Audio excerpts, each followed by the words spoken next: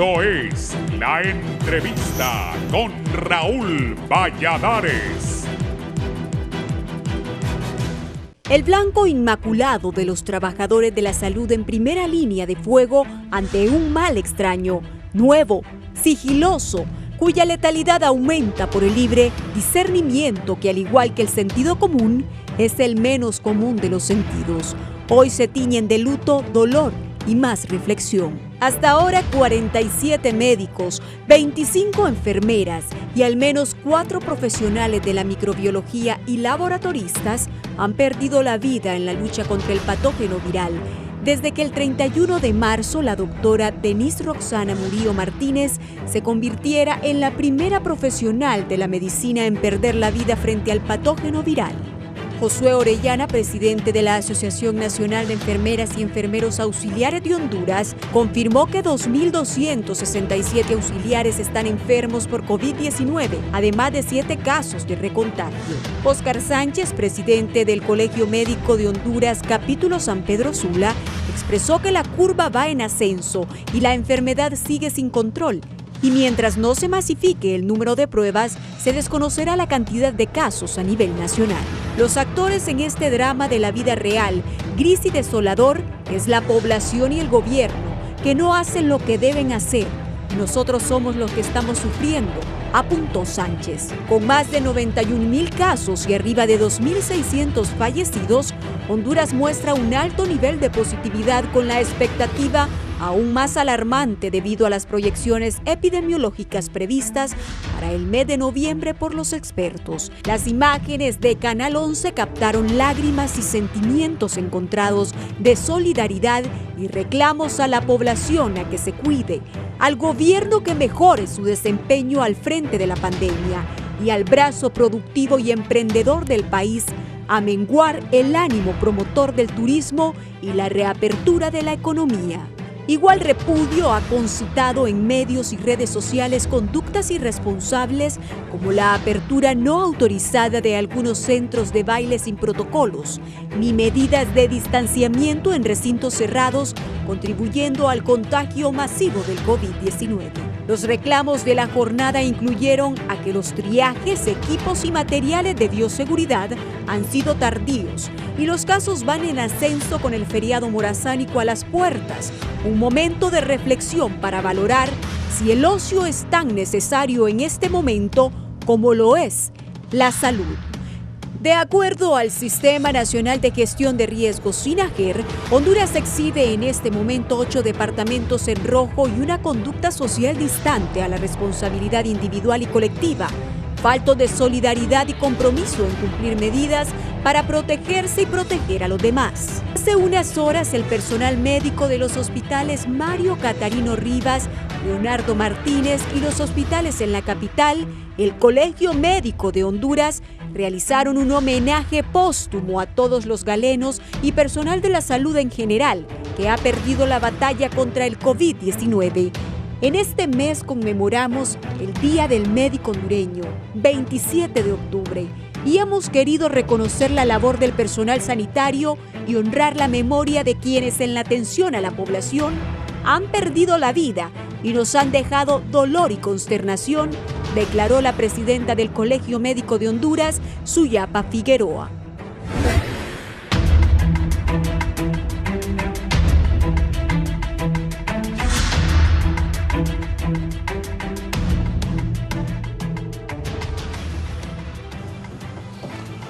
Buenos días, gracias por estar con nosotros, cerrando la semana. Hoy ya es viernes y estamos en 23 de octubre del 2020.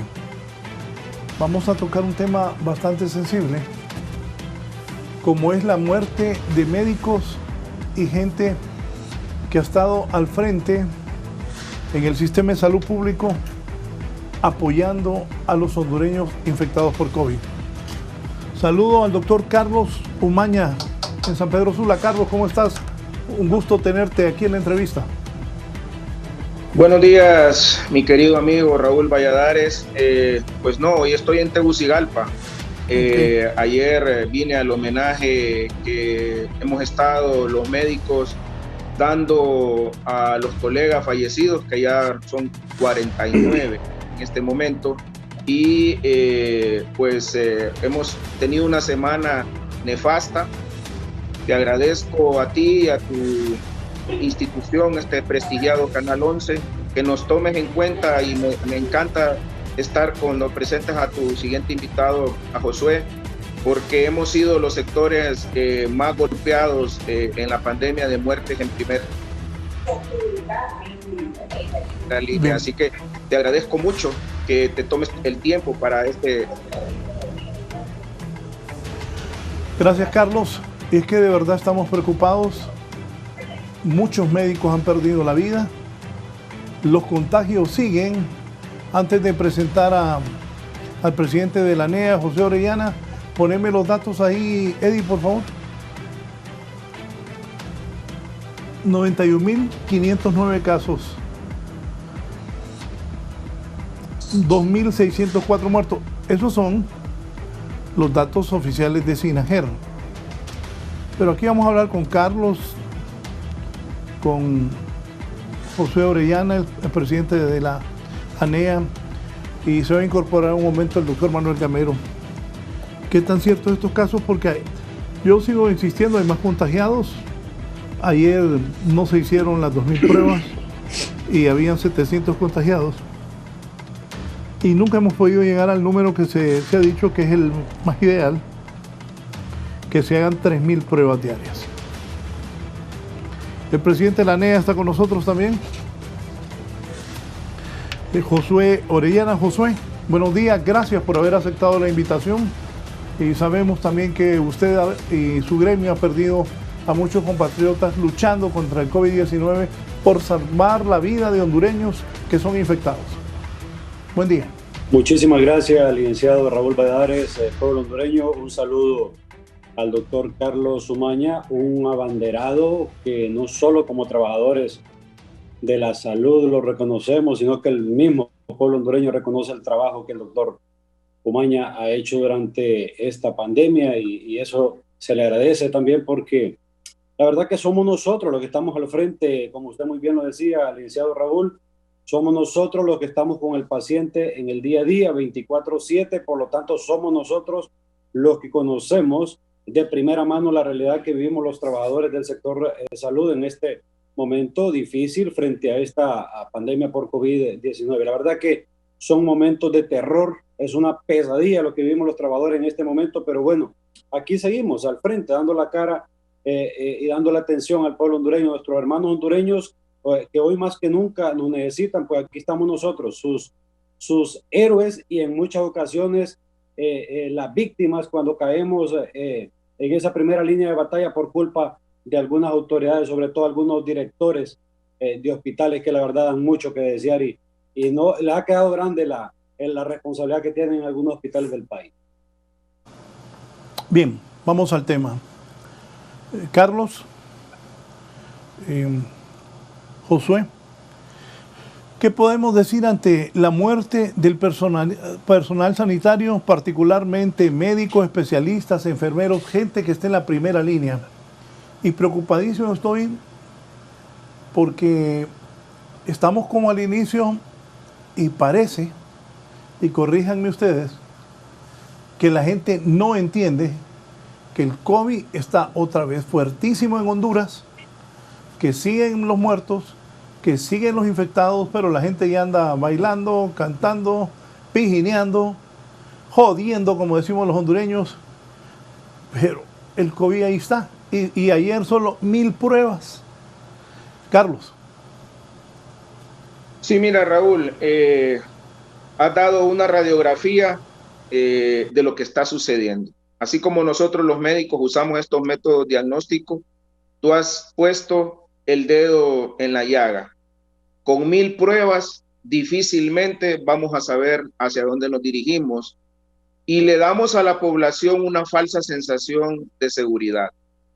La población le ha perdido el respeto al COVID, y así como lo tenemos en pantalla en este momento, esos 91.000 y pico de casos que son, la verdad es que hay un subregistro, y yo te podría decir que anda alrededor de unos 150,000 a 170,000 casos. Y los fallecidos realmente, y te lo digo, solo en certificados del Colegio Médico exceden los 5,800 fallecidos. Creemos que la tasa de letalidad en nuestro país no es el 3%, sino que anda alrededor del 5%. Y quizás lo más preocupante, mi querido amigo y Josué, es que el área rural está desenfrenado el crecimiento. Los lugares donde tenemos más falencias de cuidado intensivo y de especialistas en medicina interna están teniendo serios problemas estos hospitales. San Pedro Sula, que ha sido una ciudad que habíamos tenido algún respiro, que no es una meseta, sino que es una disminución de casos. Más bien el gobierno de la República ha debilitado la infraestructura hospitalaria de la SINAJER, retirando el triaje de Expocentro, 50 camas, cerrando el Leonardo Martínez prácticamente la unidad de cuidado intensivo, cancelando la unidad del Catarino Rivas y abriendo el hospital móvil con restricción de espacio porque ahora ya no son 91 camas, sino que 60. Creemos que de cara a este feriado morazánico, Raúl, y tú lo has dicho claramente, los casos van a multiplicarse. ¿Y sabes por qué? Porque como lo ponías en la predecesión de la entrevista, en ese mini reportaje que hizo la periodista, como que a Honduras se le olvidó y le está importando más el ocio, el macaneo, el bacanal, que la propia vida. Y este programa debe servir de reflexión, Raúl, y te lo agradezco para que la gente hondureña entienda que el COVID ahí está y no se ha ido.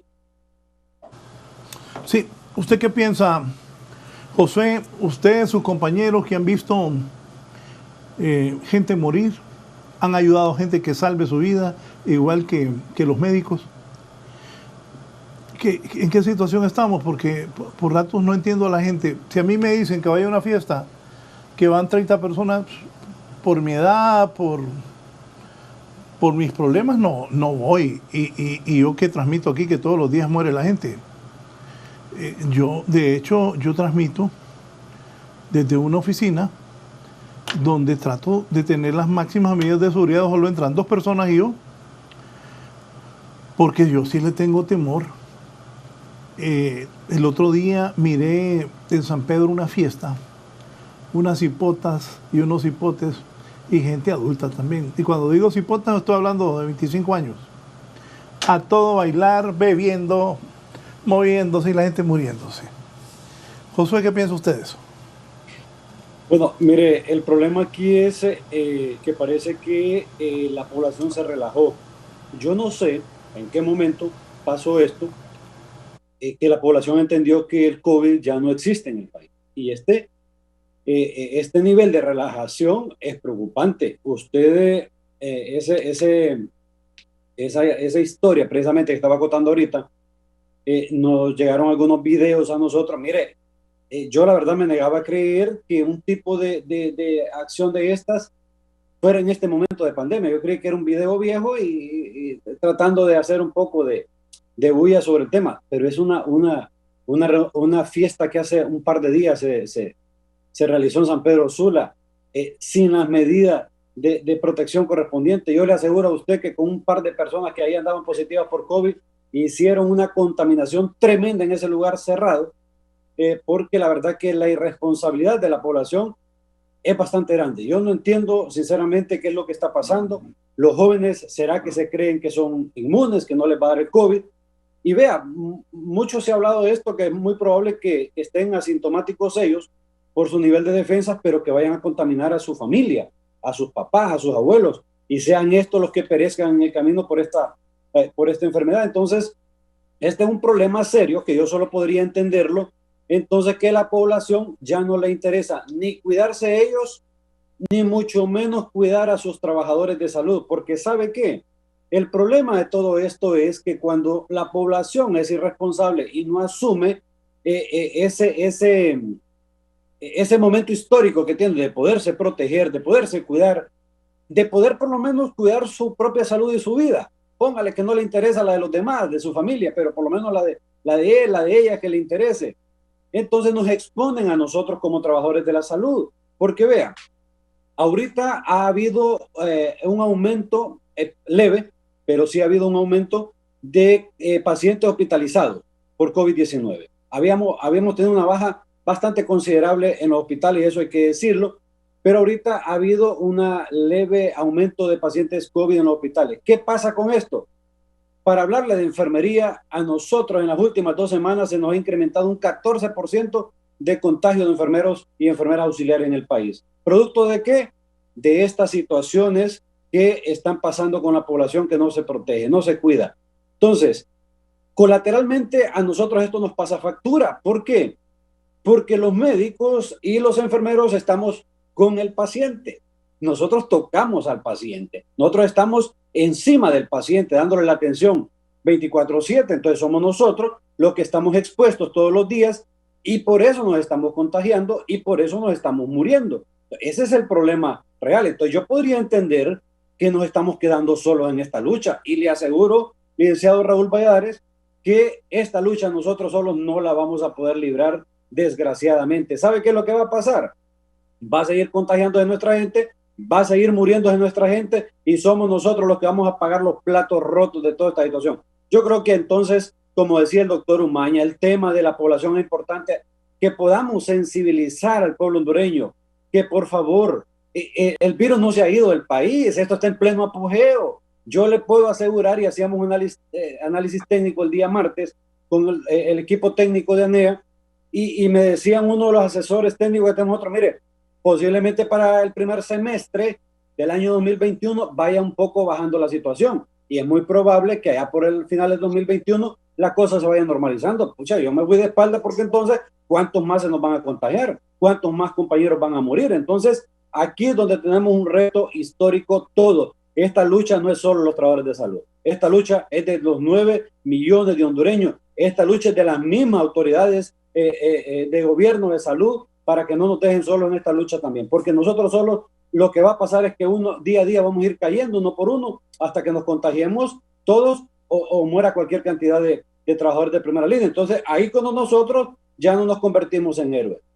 Ahí cuando nosotros somos víctimas entonces de la responsabilidad de muchos que al final nosotros somos los más perjudicados.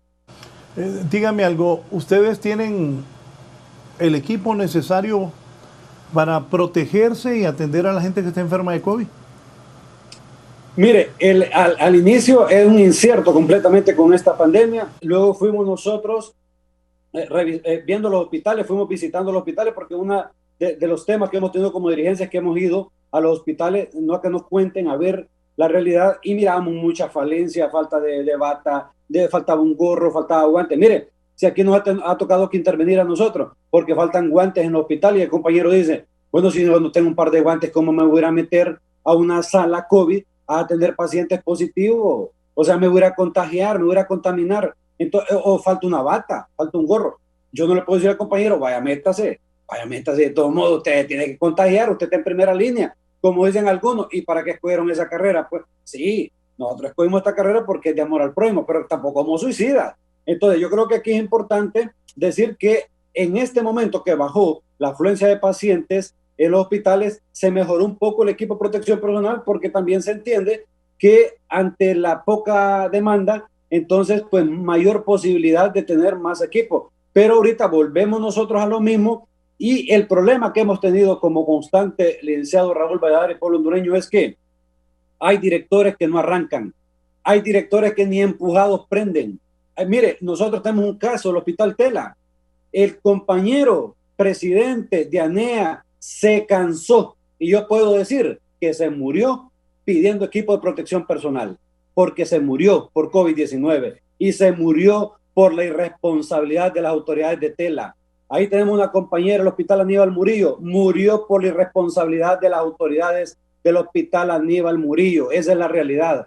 Entonces, ante esto, pucha, nosotros venimos pidiendo la institución de estos inoperantes. No lo han hecho hasta ahora. No sé qué es lo que pasa, porque cuando una persona no da respuesta a las necesidades, o por lo menos a la salud y la vida de un ser humano, porque nosotros deben de ver integralmente, no perdonando la palabra como mulas de carga, solo por la mano de obra calificada técnica que tenemos, sino ese ser humano se debe ver integralmente. Tenemos familias y esas familias están quedando sin su ser querido porque nos estamos muriendo. Entonces esta es la parte que necesitamos que se mejore, y sobre todo que algunos directores de hospitales ya, por favor, les pongan un ultimátum. No podemos seguir nosotros con este tipo de inoperantes al frente de algunas gerencias administrativas que lo único bueno que hacen es cobrar por el cargo que ostentan en esos hospitales.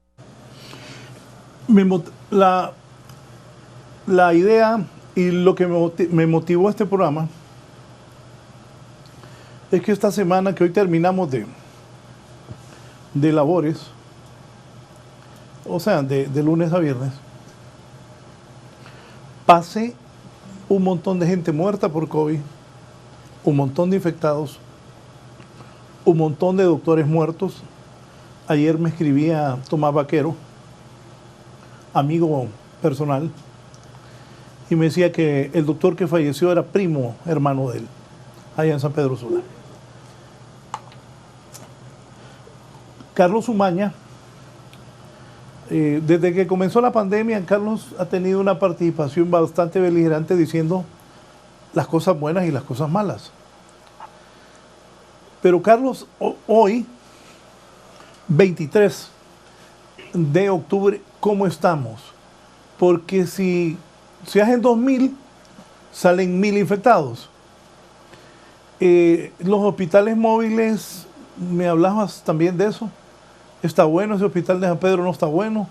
Ojalá que los que vengan sirven. Pero ¿cómo estamos, Carlos? ¿Estamos preparados? Tú hablaste de 49 muertos médicos. Una muchacha de ahí de San Pedro habló de 53 antier. Pero la realidad es que médicos, enfermeros, enfermeras han muerto producto del COVID. ¿Cómo estamos en este momento? ¿Cuál es la situación de Honduras según tu conocimiento? Bien, Raúl, mira, no tuvimos tal meseta. Hemos analizado bien epidemiológicamente hablando la situación. Josué decía que habíamos tenido un respiro en Tegucigalpa y San Pedro Sula, lo cual es normal, pero con una tasa de positividad del 50%. ¿Por qué tuvimos un descenso en Tegucigalpa y San Pedro Sula? Porque simple y sencillamente los triajes empezaron a dar efecto y la gente empezó a automedicarse y la gente está asistiendo mucho a los médicos particulares porque se desestimuló ya que no se practican las pruebas. En la región norte del país prácticamente tenemos una tasa de positividad arriba del 50%. Nosotros en el Seguro Social, que hacemos las pruebas correspondientes, hemos llegado a tener tasas arriba del 50%. Entonces, aquí la situación estriba que entre más pruebas hagas, más es el porcentaje, más son los pacientes. ¿Por qué pedimos 3.000 pruebas? Que es lo ansiado que nosotros necesitamos. Para saber exactamente cuándo es el pico de la primera ola. Raúl, no hemos salido de la primera ola. Yo me he asesorado de un grupo de epidemiólogos y creemos que el pico de la primera ola, escucha bien, de la primera ola, lo vamos a tener en el mes de diciembre, detonado por el feriado morazánico y por el inicio de las fiestas hondureñas de la Navidad, producto de el relajamiento que está teniendo la población en nuestro país. Y yo aquí, mira que yo he consultado psiquiatras. Carlos, disculpa que te interrumpa. Eddie, marcame ahí lo que va a decir el doctor Umaña, que va a repetir, porque voy a hacer una promoción de eso. Carlos, si me repetís cómo estamos, está diciendo el doctor Umaña que no hemos llegado al tal pico de la primera ola y que la cosa nos viene peor, para que entendamos. Carlos, disculpa que te haya interrumpido, pero repetime, has hablado con epidemiólogos, ¿y cuál es la situación de Honduras? La situación, Raúl, es que no hemos llegado al pico de la primera ola. Si tú te fijas, estamos en ascenso, y a menos pruebas que haces, menos casos.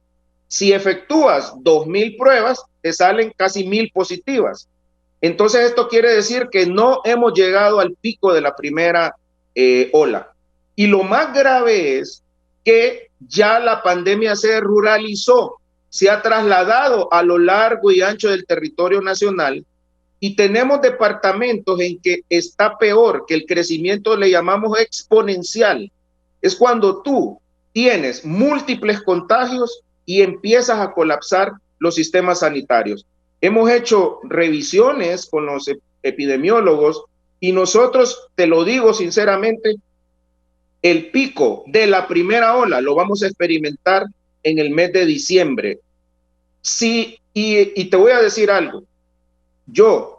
Si la población no se porta bien, si este feriado morazánico constituye un bacanal, por decirte así, y somos irresponsables, el mes de finales de noviembre y diciembre será peor que julio y agosto. Y yo creo que Josué te lo puede decir. O sea, ellos también se asesoran, tienen sus comités técnicos, y por eso es el grito desesperado de proteger al personal sanitario.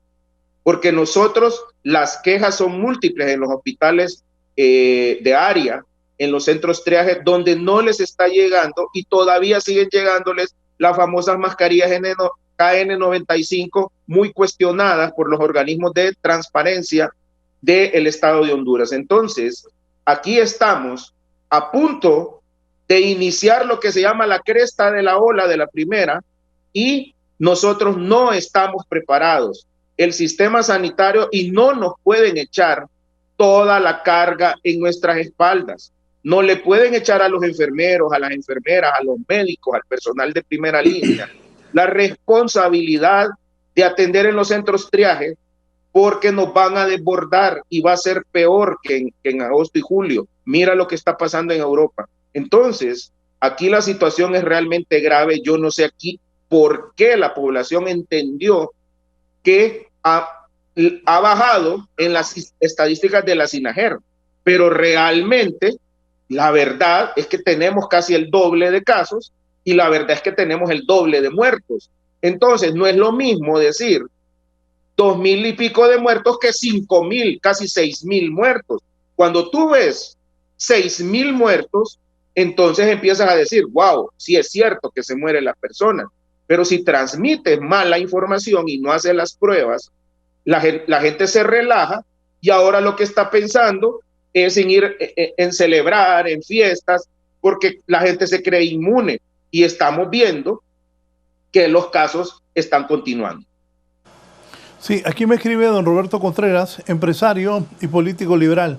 Buenos días, le felicito por su valioso programa. Usted está haciendo conciencia en la población, pero el gobierno solo le importa que paguemos impuestos, no los muertos que pongamos. ¿Qué piensa Josué de lo que está diciendo Umaña? Ya voy a tener al doctor Manuel Gamero también. Pico de la primera ola en diciembre. Estamos en la cresta de la ola. Y la cantidad de hondureños que han muerto es bastante. Aparte, tenemos el dengue y otras enfermedades. ¿Qué piensa de lo que está diciendo Josué, el doctor Umaña?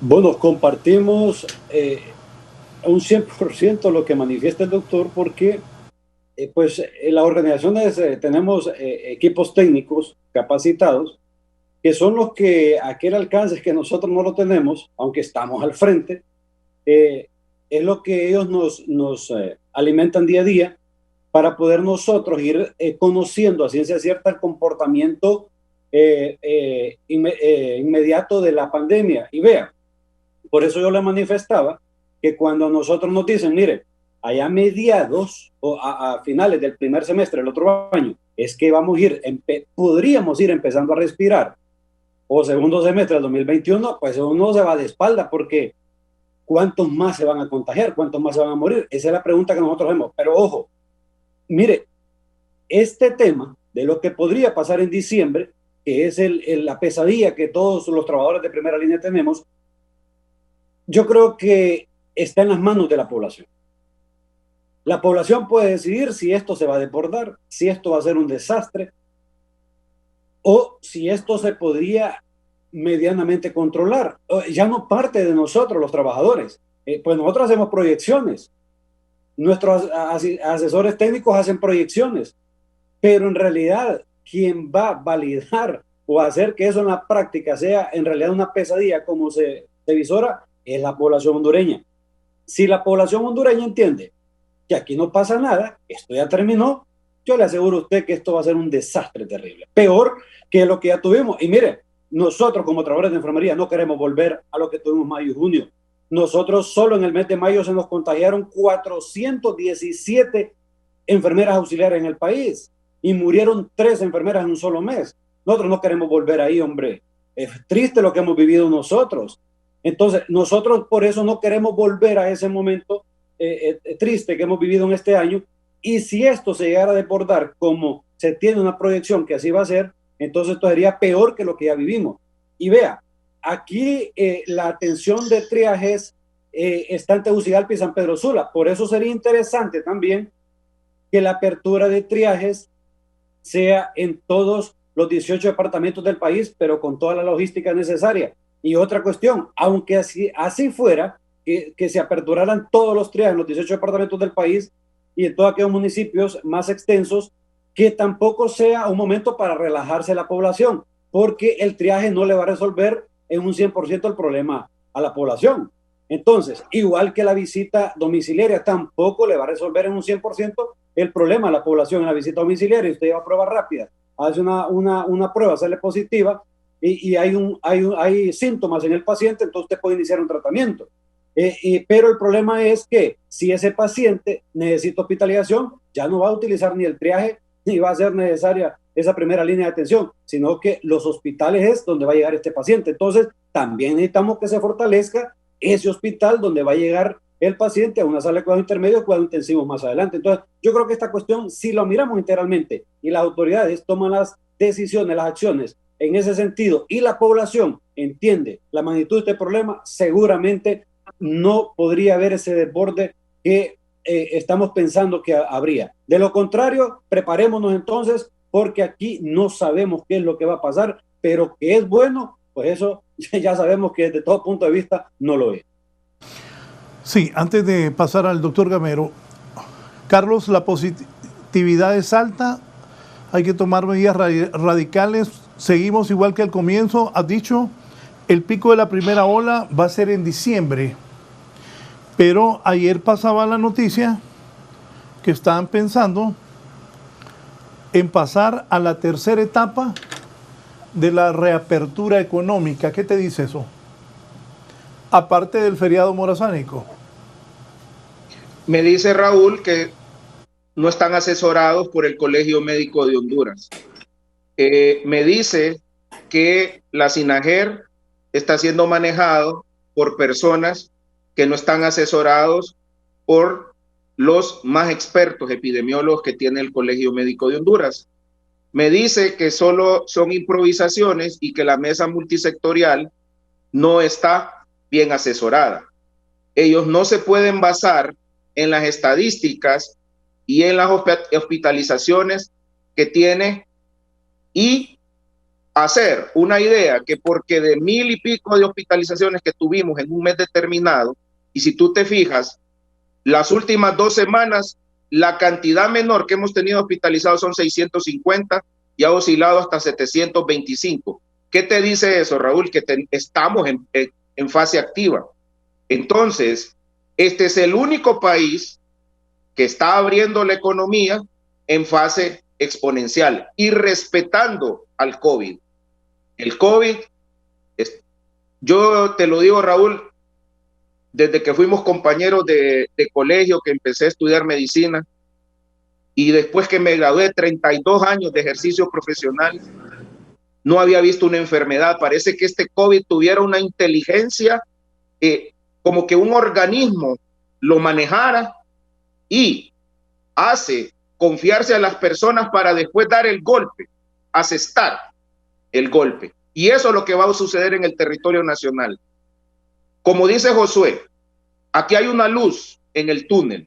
¿Sabes cuál es la luz en el túnel? Ya no es el gobierno, es la población hondureña.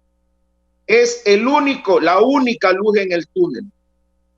Nuestro gobierno ha hecho algunas cosas bien, no todo es mal. Ha hecho estos centros triaje, pero le falta mucho. Le falta fortalecer más los hospitales de área, le falta hacer las brigadas, le falta darnos las 3,000 pruebas.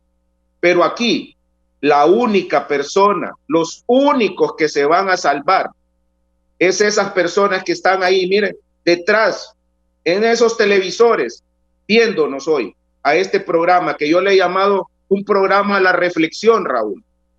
Un programa que Dios te ha puesto en la mente para que las miles de personas que nos miran, con una persona que salvemos, Raúl, por el programa que estás haciendo hoy, que es un llamado a la reflexión. Estamos sembrando para cosechar arriba, porque Dios pone hombres y mujeres para advertir a la población. Josué ha sido un abanderado de esto también. Y la verdad, Raúl, es que no estamos bien. Tenemos una falsa sensación de seguridad. Y te lo digo sinceramente. A mí, mira, yo pareciera un ave de mal agüero y no soy eso. Yo en mi alma, en mi espíritu, albergo de que Honduras salga de esta pesadilla. Pero creo que Dios me ha dado este mensaje para decirle a la población que no sea necia. Mira, Dios mandaba a los profetas en la antigüedad, mandó a Ezequiel, mandó a Samuel, mandó a Isaías para advertirle a su pueblo de las cosas graves que se podían venir por la falta de inteligencia. Hoy este programa debe de servir de reflexión. Como dice Josué, solo el pueblo hondureño va a salvar al pueblo hondureño y es con la responsabilidad, mi querido amigo Raúl. Sí, voy ahora con el doctor Manuel Gamero, que él ha estado también en esta lucha contra el COVID-19 desde el Hospital San Felipe.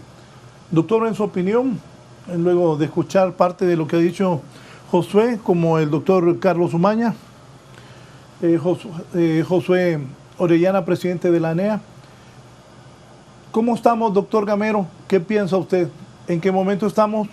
El rescato, pico, primera ola, será hasta en diciembre, dice Carlos Umaña. La cresta de la ola continúa. Y decía yo que si hacen 1,000 pruebas, 400 están infectados. Si hacen 2,980 están infectados. No hemos logrado el número mágico que he escuchado de los médicos. 3,000 pruebas diarias no se ha podido lograr. La muerte de gente, de colegas suyos, de doctores, está entre 49 y 53, al igual que la muerte de radiólogos, enfermeras y gente que ha estado al frente de la pandemia tratando de ayudarle a compatriotas a salvar la vida. Doctor Gamero, en su opinión, ¿cómo estamos y qué viene? Muy buenos días a los también a don Fernando o a don Josué de la ANEA. Miren, yo creo que nosotros en el caso nuestro pues hemos trabajado desde el principio, desde que empezó este problema, organizándonos. Yo sé que le pegó de lleno a la zona norte del país. Fue la primera parte donde tuvieron el primer impacto y son los que han sufrido bastante, de una forma bastante grave, prácticamente lo que es el impacto de la pandemia. Ahorita andamos más en unos 91.509 casos, según las estadísticas basadas en la cantidad de pruebas que se han realizado, que como bien se ha manifestado ahí, todos los que profesionales, tanto sanitarios como profesionales, otro tipo de profesionales, inclusive matemáticos, estadísticos, sabemos de que esto está basado en la cantidad de pruebas que el país ha estado realizando y que desde el punto de vista técnico, pues, se ha manifestado en todos los chats, incluyendo la parte epidemiológica de la Secretaría. Estamos claros de que no son suficientes. La capacidad instalada que se encontró al principio de la pandemia era prácticamente nula, y se fue fortaleciendo hasta tener ya aparatos de PCR en diferentes regiones del país. Claro, más que todo en la región de San Pedro Sula, en Cortés y aquí en Francisco Morazán. Prácticamente las pruebas que pueden ser procesadas son enviadas de todo el país al Laboratorio Nacional de Virología. Y lo que ha sucedido, pues como bien lo dicen, lo que tenemos es una En epidemiología se le llama silencio epidemiológico porque no tenemos claridad de cuántos realmente son los casos que andan circulando o los casos que se están, la transmisión activa, a qué grado llega en realidad, porque lo que nosotros estamos realizando solamente es la estadística de las pruebas que se pueden realizar. Eso es realmente grave. El tema de hablar de picos, de cuándo se va a dar o no se va a dar, ese es otro tema un poco más complejo, porque la verdad es que el tema es que nosotros hemos tenido una curva elongada precisamente por esa intermitencia en la creación de pruebas, evaluaciones tanto y en las evaluaciones que se han estado haciendo en la medida de las posibilidades, y al montar los centros de triaje se logró por lo menos paliar en alguna medida el problema, pero con el tema de la detección y la remisión a hospitales para que no se lograra llegar a un colapso de la red hospitalaria. Sin embargo, realmente lo que sí estamos viendo es que sí hay un pico más alto. La ola, pues la oleada, estamos en la misma situación, en una situación donde hubo una oleada más o menos entre julio, estamos hablando de julio a agosto, y estamos empezando otra vez ya a ver una cantidad una transmisión acelerada de casos en departamentos donde, bueno, prácticamente tenemos casos en todo el país, es la realidad. Pero hay días que hay pruebas de unos, hay días que hay pruebas de otros, y al final de cuentas entonces lo que estamos viendo es que tenemos una situación que no es, desde el punto de vista de los datos, no es la más aceptable. Entonces, lógicamente, al no poder ubicar los clústeres o los conglomerados poblacionales donde tenemos incidencia de casos, entonces tenemos graves problemas para poder atacar la pandemia. El tema se ha sugerido en los chats, yo lo mando públicamente y lo he mandado inclusive al chat donde están las direcciones, y la del mismo, está uno de los subsecretarios de salud ahí. Y yo todos los días les pongo que no hay suficientes pruebas, que necesitamos aumentar esa cantidad de pruebas y que se tiene que trabajar con las regiones departamentales, más que todo en el tema de la búsqueda activa de casos a nivel en conjunto con las alcaldías, porque el trabajo realmente en las epidemias es comunitario. Entonces, el problema que tenemos es que lo que se está dando más es que se está dando como más énfasis en la parte operacional de los hospitales, y se montaron también los triajes en las grandes ciudades, pero falta todavía mejorar esa capacidad de detección a nivel de la comunidad. Y el otro tema es la parte de la concientización de la población. El asunto también estriba en el hecho de que también el mensaje que equivocadamente la gente tiene es que cree que ya la situación ya se terminó, y realmente están equivocados, porque el problema no se ha terminado. El problema más bien está en pleno proceso de transmisión, no ha parado desde que empezó, y lógicamente la meseta, yo tengo serias dudas, eso de hablar de picos en un momento determinado. Yo trabajé en una proyección, la hemos estado trabajando, incluso de epidemiología de la CESAR es parecida. La proyección de nosotros anda por el lado de unos 154.400 casos al 31 de diciembre, y estamos hablando en la estadística. Doctor Gamero, márcame eso. Eddie, repítame la proyección de ustedes al 31 de diciembre. Aquí tengo la proyección hemos trabajado nosotros, en el caso de nosotros en San Felipe y yo, y la tenemos, y está en el chat de la dirección, y se manda, yo la mando, y la tenemos ahí en las diferentes, en nuestro foro, que es nuestro, anda en unos 154.000 casos, y la de la CESAR anda en 150.000 casos.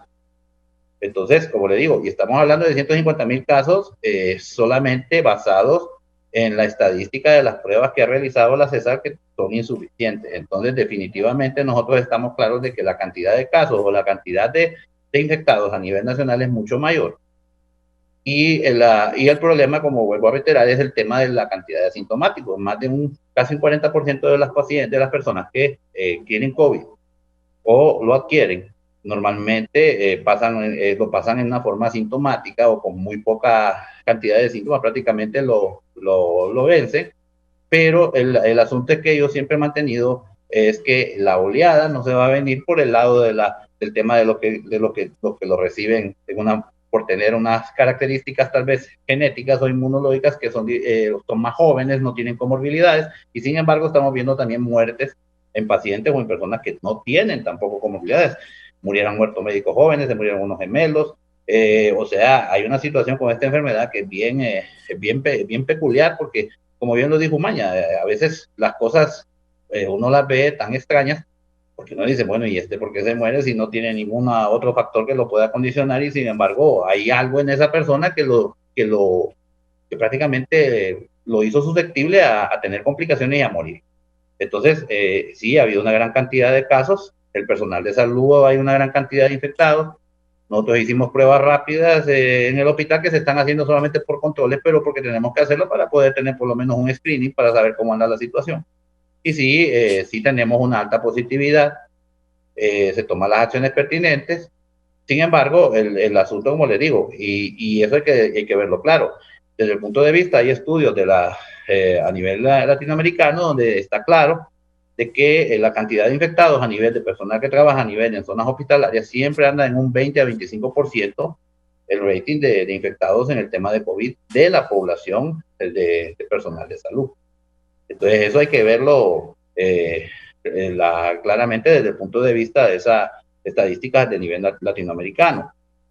El tema de las recomendaciones que dio la Comisión Económica para América Latina y el Caribe, la Comisión de CEPAL en conjunto con OPS emitieron un comunicado en agosto donde dijeron de que el tema de la reapertura tenía que ser conllevado en una forma ordenada y que los países más bien deberían de tratar de que los polos económicos o los grandes empresarios, las grandes empresas que tienen recursos, reinvertir esos recursos en tratar de paliar la pandemia y buscar en una forma de emprendedurismo que fuera un poco ajustado al tema de la pandemia. Y eso no ha ocurrido hasta el momento. Lo que nosotros es que se estaba más que todo haciendo un proceso de apertura basado en un tema de tipo económico, que estamos claros que nosotros tenemos que tiene que haber economía, pero una cosa es reaperturar la economía para poder subsistir y otra cosa es reaperturar la economía para ir a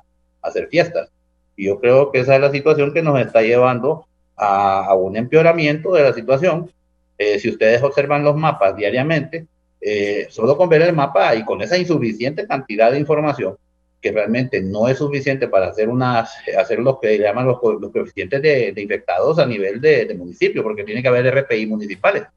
Nadie puede hablar de cuánto es el porcentaje de infectividad, por ejemplo, vaya a decir en San Pedro Sula exactamente, si no tiene usted la cantidad de pruebas que hicieron, tanto positivas como negativas, vaya hablando solo con la cantidad de pruebas en San Pedro Sula para tener un índice de positividad que sea el correcto. Porque esa información no se tiene a disposición, por desgracia. Solo podemos sacar el índice de positividad nacional o por departamento. Y así se ha estado brindando la información.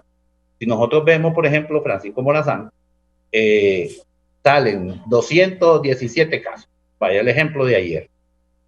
Y de esos 207 casos, pongámosle, vaya, creo que son 217 lo que tenemos ayer. Salieron 202 positivos del distrito central. Entonces, ¿qué significa? Que el 94% de los casos del Francisco Morazán son del distrito central. Entonces, ¿qué significa? Que en las grandes ciudades, en los grupos profesionales, la transmisión está acelerada y el ritmo de infección de la gente es mayor porque hay mayor movilidad, porque se están aperturando cuestiones. Igual lo mismo que está pasando en la zona de San Pedro Sula. San Pedro Sula sale sin pruebas, pero no es que no hay casos, sino que sencillamente no se hicieron pruebas.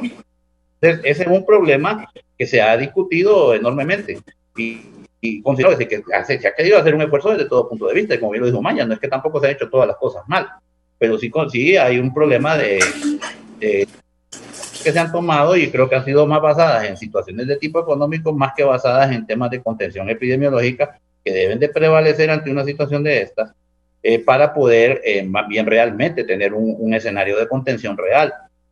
El otro aspecto fundamental en esta situación es que para poder levantar cuarentenas o levantar medidas de contención, en primer lugar tiene que tener varios factores. Uno tiene que tener trazabilidad de la epidemia. En primer lugar, la trazabilidad no la tenemos porque no tenemos claridad de cuántos casos en todos los municipios de Honduras existen. Entonces, al no tener esa trazabilidad, tenemos un grave problema. La segunda cosa es que tenemos un índice de positividad hasta la semana 41, según las pruebas realizadas, de un 41, anda en 41% en la semana 42, y el promedio en la pandemia ha sido más o menos de un 44%, de un 42 a 44%, y eso ha ido fluctuando con el tiempo. Ha habido semanas que hay más del 50%, Y vamos viendo entonces, igual ayer salió el índice de positividad sacado de esa insuficiente cantidad de pruebas, andaba en un 36%, y eso no significa que la cosa esté bajando, sino que significa que se hicieron menos pruebas. Entonces, eso no es un indicador que es como favorable en este sentido. Y el otro tema es que para poder levantar medidas de pandemia, uno tiene que tener un índice de positividad menor del 5%. En Estados Unidos, por ejemplo, ellos tienen índices de positividad que andan en el 5 o el 5 al 6, 7%, y lo han tenido alto, y además de que tienen una cantidad de, son millones de habitantes lo que hay que ver la cantidad de casos, está supeditada también a la cantidad de población que tiene el país. Nosotros andamos en una población proyectada de más o menos unos 9.529.470 habitantes. Si usted saca el índice de las pruebas, que es más o unos 216.430 y pico que han hecho, entonces le salen 2.3% de pruebas realizadas, cuando un país, para poder tener una idea de cómo está una situación de pandemia, tiene que andar en un 10% de pruebas realizadas en forma distribuida en toda la población, que no es lo mismo hablar de forma distribuida a que le haga un montón de pruebas a lo que da de Francisco Morazán, donde hay más gente, y no le haga pruebas a Cortés, o se las haga solo a Cortés, o se las haga solo a Olancho, y entonces ahí usted tiene ese horizonte que no es distribuido y no le da una idea real de cómo está la situación de pandemia. Entonces, ese es el problema que nosotros estamos viviendo. Entonces, nosotros realmente se tiene que buscar alguna alternativa de opción, y es una sugerencia respetuosa. Nosotros igual tenemos que poner, bueno, como dicen, hay que afrontar la situación de la mejor manera posible. Estamos en graves problemas. Esta situación del tal feriado morazánico, yo le llamo el mal llamado feriado morazánico, yo considero de que esto va a ser una situación más bien que va a venir a empeorar más lo que nosotros tenemos, porque en realidad nosotros no hemos llegado a meseta, ni siquiera estamos estamos en pleno brote, el brote, pero es un brote que se ha ido alargando por medidas que se han hecho un poco así medio tibias, y se han logrado otra vez, se hicieron primero enérgicamente al principio y después se fue aflojando, y se ha ido viendo que no se ha vuelto a tener unas medidas de contención que sean correctas, adecuadas, y que sean también de presión, porque nosotros sabemos que está con el tema de los números, le dicen cuarentena, que alerta roja, y no sé a qué le llaman alerta roja, cuando le están diciendo a todo el mundo que abra las cosas, y al final estamos en un tema también de pasando, si dicen que pasan a fase 3, por el amor de Cristo, entonces como estamos pasando a fase 3 en una situación donde estamos teniendo inclusive una gran oleada de casos, porque ya está aumentando los hospitalizados a nivel de las grandes ciudades. Las unidades de cuidados intensivos ya están llenando otra vez, y estamos viendo eso. Y además, hay otra gente que se mide la cuestión de la pandemia por el número de hospitalizados. Yo creo que no hay que engañarse en estas cosas. Esa no es la medida. La medida realmente es la ocupación de las salas de UCI. Esa es la medida del tema de la pandemia. Es la ocupación de salas de UCI. Es una de las medidas. No solo es la única, sino que hay otros factores que se tienen que tomar en cuenta. Y la otra es la mortalidad. Pero la mortalidad viene con 15 días de desfase, y ese solo es un indicador para saber el impacto de una pandemia desde el punto de vista de la letalidad. Pero aún así la mortalidad, considero de que la mortalidad no es tampoco la que se está evidenciando, porque no hay certificación de casos todavía. Hay muchos casos que están ahí todavía en calidad de certificación para certificarlos como COVID-19, pero el otro tema también tiene que ver con el hecho de que la gente se está quedando en las casas, no quieren venir a los hospitales por tabú, saben que están enfermos, algunos están complicados, pero creen, ellos lógicamente ya van con la idea de que al ingresar al hospital es la última vez que lo va a ver al pariente, y nunca lo va a volver a ver después, porque si se muere en el hospital, entonces ni siquiera van a dejar que lo velen y todo lo demás. Esto también está puesto en el análisis que nosotros manejamos a nivel nuestro, por parte de la parte epidemiológica del hospital nuestro, y lo ponemos en el chat también, que está compartido con los epidemiólogos que están y los directores, incluyendo un subsecretario de Estado, donde les estoy diciendo de que tienen que investigar a profundidad esta situación, porque la gente está muriendo en las casas, y cuando lleguen a certificar las muertes, la gente le da certificado de defunción y le ponen la causa de comórbil por la cual murió. Estamos hablando de hipertenso, que es diabético, que le dio una situación así, pero no le ponen que es COVID, porque saben que al ponerle COVID tiene que irlo a enterrar de inmediato, tiene que tomar otras medidas, y eso complica más la cuestión. Y ahí tenemos el tema del tabú del luto, y que el manejo de la parte del ¿cómo le llamamos? El proceso del luto, que se maneja cuando prácticamente es una muerte que se ha dado de una forma súbita, porque la gente a veces normalmente no está preparada para esto. Entonces, la verdad, como le digo, el tema de abordarlo es un tema de ponerse a pensar y de buscar también gente o expertos que busquen que hagan el trabajo correcto. Y creo que a veces a la gente, a los que saben, los tienen más bien relegados en otras partes y hay gente que no tiene todavía cierto nivel no sé, de visión de esto, no sé qué es lo que está pasando, o le están dando otra visión que también nosotros la desconocemos, porque, como les digo, nosotros como parte de salud y médicos, nosotros vemos la parte desde el punto de vista de la salud pública. Yo soy salubrista y como salubrista, pues yo tengo que ver la población, pues, y entonces el tema de preocupación de nosotros son las grandes masas poblacionales. Hay otra gente que lo mira desde el punto de vista económico, lo que le interesa es que funcione sus negocios, las fábricas, y al final de cuentas lo que les interesa es la parte económica. Entonces yo creo que todas esas cosas tienen que analizarse, tienen que conjuntarse, tiene que llegarse a un horizonte de decisiones que sean realmente las más apropiadas para el país, pero haciéndolo en un tema de concordia, y además tenemos que buscar que lo que tenemos que buscar es el bienestar común, es el bienestar de toda la población, el bienestar y también cuidar a nuestros recursos humanos, porque tenemos en salud no caen como confiten los médicos especialistas, no caen como confiten las enfermeras, no caen como confiten el otro personal técnico que trabaja, laboratoristas y un montón de gente que han muerto en esta situación. Entonces, definitivamente también el grado de inobservancia de la gente, yo creo que este programa es importante, licenciado Valladares, porque la verdad es que la actitud de la población deja mucho que desear. Yo creo que hay un fenómeno sociológico que le llaman hartanza, y eso lo publicaron hace poco en la web. El fenómeno sociológico de la hartanza, ¿qué significa? Que la gente ya está como harta de estar encerrada, están como locos que quieren salir, y es cierto, que la pandemia ha afectado también la parte psicológica de las familias. Es un tema bastante complejo. No es así solo a la ligereza que le vamos a decir que la gente está loca, es malcriada, sino que sencillamente yo creo que llega un momento en que hay una presión de tal grado que los obliga a hacer cosas que realmente son proscritas. Pero yo creo que el deber de todos nosotros, incluyendo el deber de del gobierno, el deber de SINADEL también es dar una orientación todavía un poco más dada o más dada a poder concienciar a la población, pero también las decisiones tendrían que ser sopesadas, y nosotros, yo soy parte del equipo de trabajo de un hospital nacional, igual el doctor Umaña trabaja con el Seguro Social, y nosotros en ningún momento creo que estamos en pos de criticar las cosas que hace el gobierno, sino que sencillamente yo soy parte también como funcionario, soy parte del gobierno, porque todos somos empleados públicos en todo caso, al final de cuentas. Sí, en el caso nuestro, igual, y tenemos que respetar también nuestra autoridad, pero yo creo que también tenemos el deber como buenos hondureños de decir las cosas como son, y también para mejorar lo que nosotros estamos haciendo, y lógicamente en nuestro hospital estamos haciendo los mejores esfuerzos para que la gente salga adelante.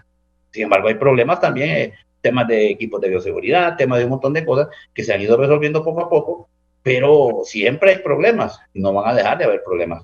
Pero sin embargo, si nos estamos en el tema también yo creo que es un momento muy importante para poner así como hacer un punto así como de inflexión en esta situación, parar en esta cuestión de cómo se ha estado manejando, retomar la situación y trabajar de lleno en cómo realmente tenemos que abordar el tema de la pandemia, porque el hecho de estar así queriendo solo favorecer a cierto grupo, grupos económicos, entonces ese es un problema, porque al final se abre, se hacen las vacaciones, ganó el dinero, se hicieron todas las reservaciones y se hizo el flujo económico, como le llaman, de la turismo y todo lo que quiera usted decir, pero al final de cuentas nos viene una situación de caos desde el punto de vista epidemiológico y desde el punto de vista ya en el sector salud, que más bien lo que va a conllevar es a mayores gastos, y ese derrame económico que supuestamente era para mejorar un poco y tener captación tanto para el gobierno como para toda la economía, más bien una pesadilla, porque lo que está haciendo es reinvertir recursos y va a tener que invertirlo más bien en seguir paliando y dando, y una pandemia que se ha ido elongando, porque es una curva que es elongada. La de nosotros es muy distinta a la de cualquier otro país del mundo, no sé, tenemos esa peculiaridad, pues, por desgracia somos famosos en un montón de cosas, pero esta es una peculiaridad bien interesante, porque en todos lados de esta curva, ustedes las miran que son curvas que están inclusive con rebrotes en Europa, que donde se han tenido que cerrar ciudades, ha tenido que, o sea, más bien maximizar las medidas de contención, y nosotros estamos más bien en una situación en la cual, con una curva elongada que nunca hemos tenido meseta, y que seguimos como, que va como para a la larga, y solo con esto estamos hablando de que al 31 de diciembre le estoy diciendo que por allá, con esos datos más o menos y proyectados, anda en una situación de más de 154.000 casos. Eso es bien importante. La licenciada Polet, tengo lleno de mensajes de la gente, gracias, no los puedo leer todos. Buenos días, excelente programa. Como reflexión, dice la licenciada Polet, hemos perdido el temor a perder la vida. Continuamos. El abogado Rodríguez me reenvía este mensaje. Hoy por primera vez en mucho tiempo me invade la ganas de tirar la bata y renunciar a mi ejercicio médico en este vulnerable país. Honduras pierde a un guerrero humilde, quien literalmente luchó hasta la muerte. No le bastó con haberse infectado una vez y siendo fiel a su vocación se armó de valor y sacó adelante a tantos pacientes. Salvó tantas vidas que no alcanzó a ser contadas. Tantos desvelos en esos cuidados intensivos, trabajando ad honorem en salas COVID-19 en algunas instituciones, siendo uno de los poquísimos intensivistas del país. Un hombre revestido siempre de templanza, asertividad y prudencia. Tengo el corazón del tamaño de una pasa y mi alma se quebranta al caer en cuenta que no volveremos a pasar visita con usted. Cuánto dolor, maestro, cuánto dolor. De lo único que estoy seguro es que el Padre le espera en su morada celestial y su puesto está apartado en el santo seno del Altísimo. Hoy toda la comunidad médica llora su partida, mientras al saber que ya no nos va a acompañar en cuerpo, pero por siempre lo hará en alma y en conocimiento, luego de haber sembrado tanta semilla en tantos estudiantes que pasamos por su cátedra. Que descanse en paz el maestro doctor Luis Enamorado, internista, intensivista, que Dios lo tenga en su seno.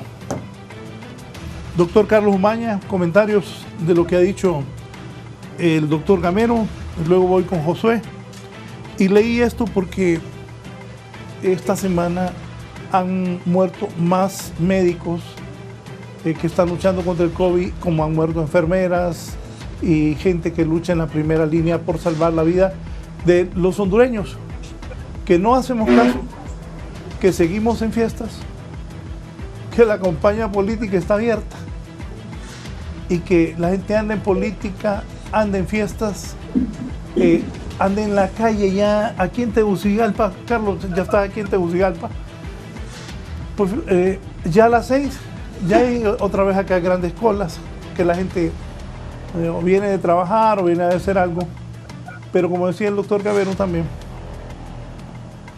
es cierto, la economía no se puede parar porque o nos morimos de hambre o nos morimos de COVID, pero ¿cuál es el punto intermedio? Y también algún comentario sobre esto de reflexión que hacía un alumno del médico que murió. Carlos. Sí, Raúl, bueno, quiero saludar a Manuel, nuestro amigo desde las aulas universitarias. Y quiero felicitarte, Manuel, porque has demostrado una honestidad.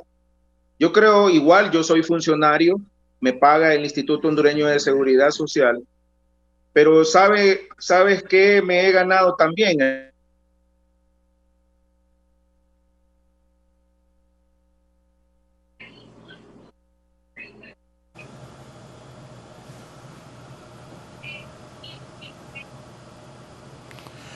Bien, vamos a recuperar la señal con el doctor Carlos Umaña. Ya. Enamorado, Raúl, quiero decirte, y lo vimos ayer en las escenas de su entierro, no pude estar porque estuve aquí en el homenaje aquí en Tegucigalpa. Si tú lo ves, cuando las personas salen espontáneamente a la calle, tiran globos blancos, salen de sus casas. Los carros de propia espontaneidad acompañaban es que el hombre realmente sembró en esta tierra. Uno de los precursores del tratamiento catracho, porque era del grupo del doctor Oscar Díaz, el doctor Valerio, el doctor Sierra Hoffman. Pero ese, lejos de que lo que Luis representó en la tierra, creo que esa fue la gota que derrama el vaso de lo que los médicos estamos sintiendo, lo que las enfermeras, los enfermeros están sintiendo. Nos sentimos en este momento, Raúl, abandonados. Nos sentimos que nosotros somos como el jamón que está en medio de dos rebanadas.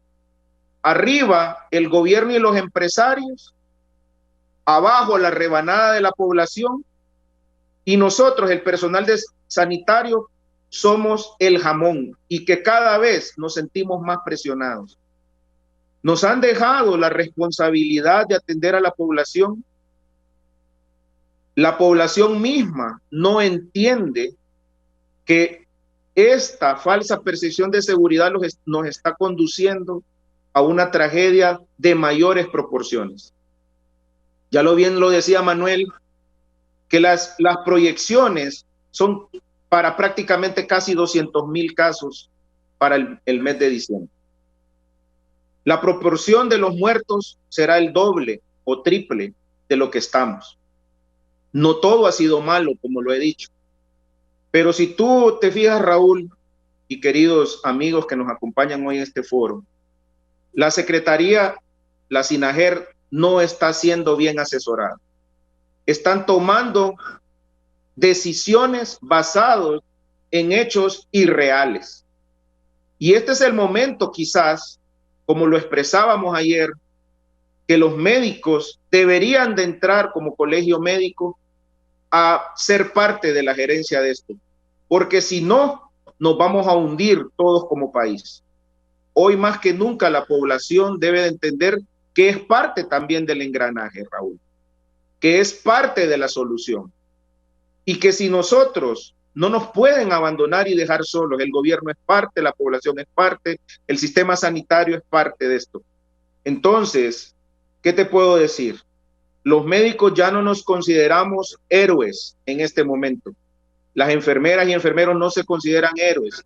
Nos consideramos víctimas de un sistema que veníamos peleando desde hace 2, 3 años en la plataforma de la salud, y nos llamaron ñángaras, nos llamaron pisteros, nos llamaron, y hoy por hoy, la gente se está dando cuenta que dirigir la salud a privatizarla no es lo correcto. La medicina privada hoy ha dado cátedra de que no puede manejar la salud en Honduras. Todas estas reflexiones, Raúl, son las que nos deja la muerte de Luis Enamorado, que ha causado una conmoción generalizada en el gremio médico. Una persona, imagínate, solo hay habían 15 intensivistas, en San Pedro eran 6, hoy quedan 5. Entonces realmente, como dice Josué, nos estamos infectando todos. ¿Qué es lo que quieren? Que poco a poco nos vayamos muriendo todos los médicos. Mira, para nosotros es una pesadilla. Yo cuando llego a mis guardias, a mi trabajo, no sé cuántas anestesias pacientes COVID me va a tocar. El otro día en la madrugada, a las 3 de la mañana, fui a intubar un paciente de 350 libras a la unidad de cuidado intensivo de mi hospital. No sé lo que me va a pasar, Dios me ha permitido. Entonces, esta pesadilla que nosotros estamos viviendo derramó ese vaso, la muerte de Luis. Hoy por hoy necesitamos la solidaridad. Yo apelo a la solidaridad del pueblo hondureño. No nos dejen solos, no nos abandonen como gremios. No dejen la responsabilidad en las enfermeras, en los enfermeros, en los médicos, que nosotros vamos a poderle salvar la vida a ustedes. Somos poquitos. No nos pueden dejar esa carga. Piense en su mente. Reflexione. Este programa por eso debe ser a la reflexión, y te agradezco, Raúl, por haberlo realizado. Sí, ¿qué piensa Josué? Bueno, podría rescatar varias situaciones. Un saludo, doctor Gamero, una disertación muy amplia, muy importante que realizó. Mire, empezando por las pruebas. ¿Cuántas pruebas se hacen? ¿Cuántos casos positivos hay? ¿Cuántos andan positivos en las calles que no los hemos podido identificar todavía? Nosotros a final del mes de abril hicimos una petición al gobierno de que se considerara la posibilidad de contratar un laboratorio internacional que por lo menos hiciera alrededor de unas 3.000 pruebas diarias para poder tener una certeza clara de que cuántos eran los ciudadanos hondureños contagiados por COVID-19, porque el problema, lo que nos está ocasionando a nosotros, mayor problema es todo aquel ciudadano que está contagiado, que está sintomático y que anda por ahí por la calle regando ese virus. Ese es uno de los problemas que tenemos. Pero al final no se consideró la petición de nosotros, quizás no era viable, no era posible, no era factible, pero todavía lo seguimos diciendo. Esa podría ser una opción porque ya vimos nosotros que no podemos superar ni las 2.000 pruebas. Número uno. Número dos, en el tema de, en la medida que va avanzando esta situación y cómo podríamos nosotros enfrentarnos más adelante a esta situación, nosotros sostuvimos una reunión con las autoridades de salud hace un par de días atrás y se nos informaba que en el tema del equipo de protección personal, que lo mencionó el doctor Gamero también, nos decía que se han invertido 246 millones de lempiras a la fecha en equipo de bioseguridad. La situación aquí es que el control de la pandemia como tal no lo ha tenido solo salud, sino que ha estado compartida, dividida la responsabilidad. Entonces uno no sabe dónde ir a pegar el golpe, como decimos. Nosotros vamos a salud porque es nuestro patrón, pero como no está claramente identificado, entonces pues uno no sabe dónde acudir. Cuando estamos en los hospitales que no tenemos, ya llegamos al tope, no hay equipo de protección para los compañeros, entonces, ¿qué pasa? ¿Cómo resolver ese asunto? Y el otro tema que se ha mencionado en todo este foro, licenciado Raúl Valladares, compañeros y pueblo hondureño, es que en el tema de la reapertura de la economía, en este momento han sido suspendidos y despedidos más de 500,000 de trabajadores en el país, producto que la economía estaba cerrada. Y vea, y nosotros en las evaluaciones que hemos hecho nos preguntamos, ¿qué pasa con este más de 500,000 de hondureños sin un respectivo salario mensualmente? ¿Cómo llevan el sustento diario a sus familias? ¿Cómo ellos pueden subsistir sin esa remuneración mensual? Entonces, el tema de la fase de la economía, y yo le he escuchado unas disertaciones al doctor Umaña en ese sentido muy interesantes, y una de las que escuchaba decía el doctor, mire, es que el problema es que pues la gente se va a morir de hambre porque lo están corriendo sus trabajos y todo lo demás, y esto es cierto, y nosotros compartimos ese criterio también. Y vea, el problema aquí es que tiene usted 4 o 5 hijos en su casa pidiéndole comida, y usted no tiene la remuneración para poder llevar el sustento diario a esa familia. ¿Qué hacer? Ahora, ahí es donde nosotros debemos de crear conciencia en la población, por lo menos en la trabajadora, en la que produce, porque nosotros lo que no hemos podido identificar es si los que salen a la calle irresponsablemente, que no se protegen, que van a una trampa mortal, ¿va? El que sale a la calle sin su respectivo equipo de protección va a una trampa mortal, a contagiarse y seguramente a morir más adelante. Esa es la realidad. Y feo se escucha, pero eso es simple y sencillamente así. Pero vean, no sea que los que se nos están contagiando masivamente sea ese tipo de ciudadanos no productivos. Y otra cosa, holgazanes. Vea, no sea esa la población que se está contagiando. Y vea que el ciudadano que tiene un trabajo en este momento y que quiere conservar ese trabajo se esté protegiendo. O sea, muy probable sea entonces que la reapertura de la fase de la economía quizás no sea ni el problema mayor. Quizás el problema mayor sea este tipo de ciudadanos irresponsables. Y mire, Raúl, licenciado Raúl, yo pasé al otro día una reunión a salud en ese parque central de Tegucigalpa.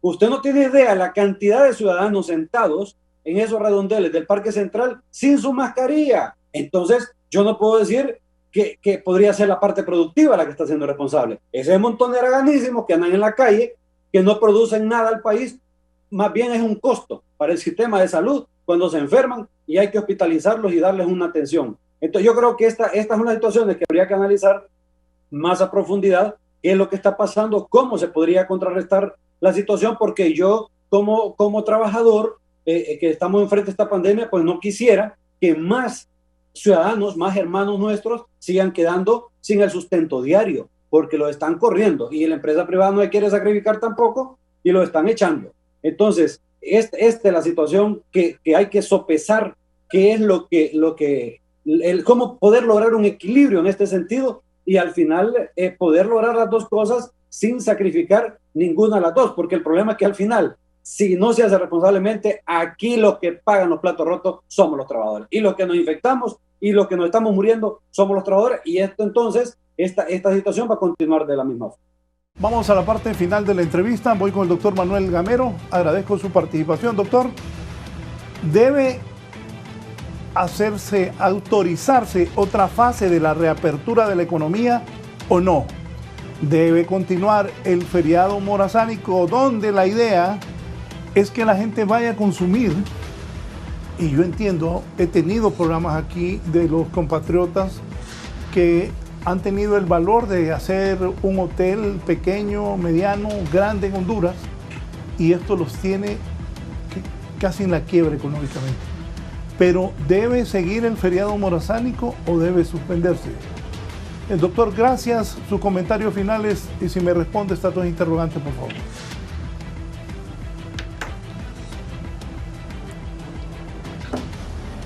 El micrófono, doctor.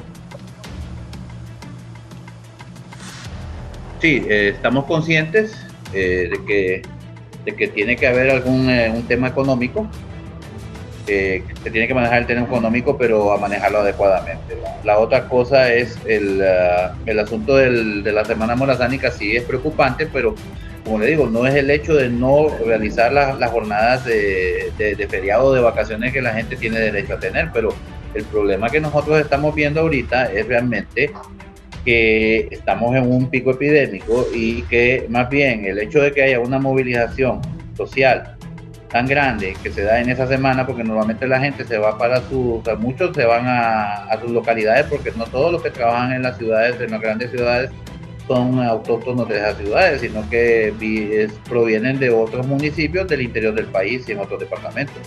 Entonces eso lógicamente va a condicionar una movilidad mayor y eso también conlleva también el hecho de que la transmisión del virus aumente. Entonces lógicamente creo que no es prudente, me parece a mí, que se pueda realizar un feriado en esa forma tan abierta como se pretende hacer. Se habla que hay que haber medidas de bioseguridad, pero nosotros ya conocemos la actitud de la población en una fiesta, en una playa, y hemos visto los ejemplos de lo que pasó en esa discoteca de San Pedro Sula, que fue algo terrible, lo que pasó aquí en una discoteca en Tegucigalpa, que fue una situación terrible. Entonces definitivamente, si no hay garantía realmente de que la gente va a seguir sus protocolos o las normas, entonces es una aventura realmente lo que va a suceder y puede conllevar más bien a empeorar la situación de la pandemia, y lógicamente también va a cargar a final de cuentas de una forma bastante impactante los servicios de salud. Entonces nosotros vemos realmente de que, y el hecho de pasar a otra fase mayor de reapertura, me parece a mí que no es el momento apropiado todavía, porque la verdad, como les vuelvo a decir, si no bajamos esa tasa de positividad mejor dicho, el porcentaje de positividad, porque no hemos bajado las tasas todavía, nos vamos a las tasas de infectividad en los departamentos del país. Entonces nosotros vemos que son altas, hay del 300, hay del 400, ustedes miren, y son los datos oficiales. Entonces yo lo que estamos viendo nosotros aquí realmente es una situación donde se tiene que analizar ya con mayor seriedad esta situación, porque igual, entonces vamos a pasar un diciembre que va a ser un diciembre, realmente así como decía una película que dieron hace muchos años que le decían Septiembre Negro, cuando hubo un tema terrorista, pero ese es otro tema muy diferente a este, pero igual, pues entonces ya vamos a pasar un diciembre negro por una situación de inobservancia de medidas de bioseguridad y de una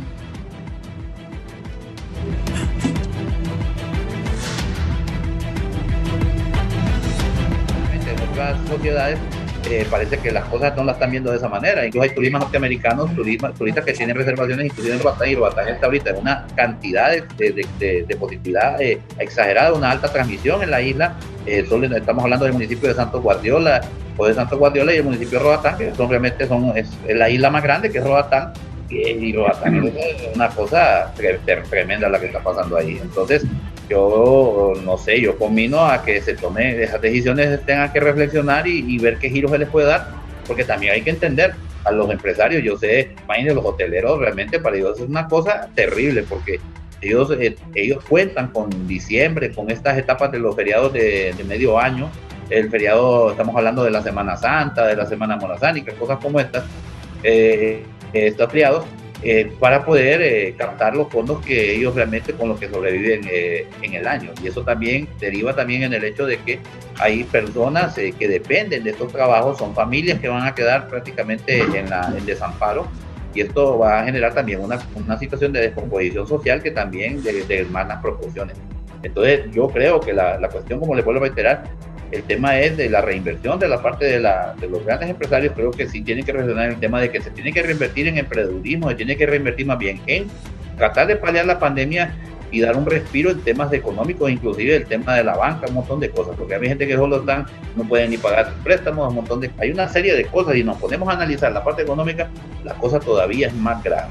Entonces, y en otros países lo están haciendo de otra manera, se están dando facilidades, y el mismo Fondo Monetario Internacional está tratando de hacer medidas paliativas en el sentido de trabajar inclusive para el pago el tema de las deudas externas de los países y postergarlas durante 5 o 6 años. Entonces, ¿cómo es posible que nosotros no podamos, al unísono de lo que está haciendo el Fondo Monetario Internacional, hacer las cosas de esa manera? Entonces, eso es lo que yo estoy viendo, y lo digo como una crítica como ciudadano, no lo digo como funcionario, lo digo como médico, y lo digo también como otro hondureño más, que todos tenemos problemas y todos estamos en el mismo barco aquí. El hecho de que no capte el gobierno impuestos también significa que en un momento determinado podemos hasta perder nuestros propios trabajos. O sea, esta situación, estamos todos realmente esto es un Titanic. Si no lo sabemos llevar, entonces no va a llegar a un puerto salvo. Es lo más importante. Muchas gracias al doctor Manuel Gamero por su participación. Josué, ¿qué necesitan las enfermeras y los enfermeros de Honduras de parte de las autoridades y también de la población? Y entiendo yo que la población, que nos cuidemos, porque a más infectados, cuando llega un infectado, lo atiende un doctor, una enfermera, que también tienen el riesgo de infectarse y de morir. Josué, gracias por su participación, su mensaje final, y también qué es lo que ustedes necesitan para hacer mejor su trabajo y que de repente todavía no se les ha proporcionado parte de las autoridades del gobierno, de la Secretaría de Salud, de Copeco, de los que están encargados de manejar esto. Gracias nuevamente por haber aceptado nuestra invitación. Bueno, aquí en primera instancia necesitamos nosotros que muchos directores de hospitales y de regiones vean un ser humano integralmente. El personal de enfermería somos seres humanos con una serie de necesidades, tenemos familia y muchas veces no se ve integralmente el ser humano como tal, a tal extremo que nosotros, en vez de recibir estímulos por el trabajo que hacemos en primera línea, recibimos maltrato. Esa es la realidad. Y muchos directores abusivos, algunos directores abusivos, porque no son todos, cometen actos en contra de nuestras compañeras que, la verdad, en vez de motivarlas a seguir al frente de esta pandemia, desanima y molesta. Yo un solo caso le puedo poner un ejemplo. Mire, nosotros ahí tenemos en Roatán, ¿sabe usted que la enfermera que se contagiaba en Roatán y le estaban cobrando 1,000 lempiras por hacer los exámenes en el hospital? Entonces, ¿cómo es posible que nosotros, que estamos en primera línea de atención y en el mismo hospital donde trabajemos, nos tienen que cobrar porque nos infectamos de una enfermedad profesional, aunque no está decretada como tal, pero es una enfermedad profesional? Entonces, ¿qué pasa entonces cuando nosotros nos enfermamos? No tiene la obligación el Estado de darnos atención, número uno. La otra situación es que decirle al pueblo hondureño que nosotros, y ojo, yo no quiero causar molestias en nadie por esto, pero nosotros como organización llevamos nuestra estadística. Esta estadística no es oficial, es de ANEA, y nosotros tenemos registrados 7 compañeros que ya les dio COVID, a unos en mayo, junio y julio. Los otros salieron negativas sus PCR y hoy volvieron a salir positivos los PCR nuevamente. Y vea, en Roatán tenemos un caso que en las últimas horas tuvimos que trasladar a una compañera enfermera de esa que le dio COVID en junio y le volvió a dar en este momento. La tuvimos que trasladar al Seguro Social de San Pedro Sula, que precisamente hoy andamos nosotros aquí en San Pedro Sula viendo todos esos temas, porque la compañera se complicó en una segunda infección. Y no es el ánimo de confrontar con nadie, porque ya salieron las autoridades a decir que no hay reinfección, y científicamente es muy probable que sí. No sé si tienen las pruebas, la custodia, las pruebas positivas anteriores, no me importa tampoco. Pero aquí el tema es que no solo se proteja al que no le ha dado COVID, al ciudadano, al compañero, sino que también es importante que los que ya le dio se puedan seguir protegiendo. A las autoridades, nosotros nos vamos a cansar de seguirle exigiendo el equipo de protección personal, no nos podemos callar. Y no tiene que molestar esto tampoco si es la vida de nuestra gente la que está de por medio. Y el otro tema es, no sé quiénes están en el tema del monitoreo de la mesa multisectorial, pero sería importante conocer a los actores, o por lo menos que se involucren a los actores que tengan conocimiento en el tema, para ver el tema de la reapertura, porque este es un tema bastante sensitivo, pero también se deben de tomar decisiones muy acertadas. Nosotros, como organización, solo podemos decir al pueblo hondureño, aquí están sus enfermeros. A pesar del temor, del pánico que tenemos todos los días a infectarnos y a morir, aquí estamos, dando la atención a nuestro pueblo hondureño, y no lo vamos a dejar solos. Vamos a seguir acá, siempre y cuando usted, como pueblo hondureño, asuma la responsabilidad histórica que tiene. Póngase la capa de héroe, protéjase, proteja su salud, proteja su vida y proteja la vida de los suyos. Ese es el mensaje que podemos dejarle, licenciado Raúl, el pueblo hondureño, y decirle a usted muchísimas gracias por la invitación a este importante foro. Me encantó compartir con el doctor Umaña y el doctor Gamero. Gracias, José Orellana, presidente de la Asociación de Enfermeros y Enfermeras Auxiliares de Honduras. Lo felicito a usted y a sus compañeras y compañeros por el gran trabajo que están haciendo. Carlos, decime, Carlos, nos tratamos así porque desde niños, me acuerdo cuando jugábamos fútbol, Carlos era portero, en el San Miguel comprábamos aquellas Tortrix y se le echaba al pan con mantequilla, me acuerdo. Carlos, ¿y qué pensás de los hospitales móviles? Porque escuché pastores, médicos, empresarios diciendo que son lo máximo. Y yo quiero pensar que es así. Y que tarde, bastante tarde, pero que nos van a servir. Los hospitales móviles. Debe pararse el feriado morazánico y la siguiente fase de la reapertura debe continuar o no. Carlos, te agradezco infinitamente la gentileza de que hayas tomado tu tiempo esta mañana, ya que andas acá en Tegucigalpa, para compartir con nosotros tus conocimientos con el pueblo hondureño a través de Canal 11 Radiovisión Honduras. Carlos. Sí, Raúl, mira, los hospitales móviles son una monstruosa corrupción que no es el doctor Umaña quien va a decidir esta situación, son los organismos contralores del Estado y la auditoría forense que va a ser Inves Honduras, su junta interventora, próximamente, que ya la anunció el general José Ernesto Leva. Ellos van a decidir. La verdad, te lo puedo reiterar, no son hospitales para COVID. Han puesto ilustres ciudadanos ahí a quererle echar como he puesto un Twitter hoy en la mañana, un baño dorado a un cascarón, pero por dentro está la pudrición más grande que hay de corrupción de los últimos tiempos en la pandemia. Son hospitales, y te voy a decir la triste realidad de la que yo he bautizado la lata móvil de San Pedro Sula. Era un hospital de 91 camas, le quitaron 30 porque era una pegazón tal, como no son para COVID. Llevaron ventiladores de la Secretaría de Salud porque lo que vino ahí eran máquinas usadas de anestesia. Eso lo constató el Ministerio Público. Están las pruebas, están embodegadas. Y han puesto los ventiladores que la Secretaría de Salud había comprado, también sobrevalorados, en ese hospital. Ese hospital adolece de unas cuestiones importantísimas. No es lo mismo que vaya 2 o 3 ciudadanos que no son médicos y que les enseñen esas facilidades, que no están mal para otras enfermedades, porque pueden ser utilizadas para otras enfermedades, que llegue, por ejemplo, el doctor Hananía, el doctor Cándido Mejía o tu servidor, que no quisieron invitarlo y que estuve queriendo ir, y constatemos la realidad.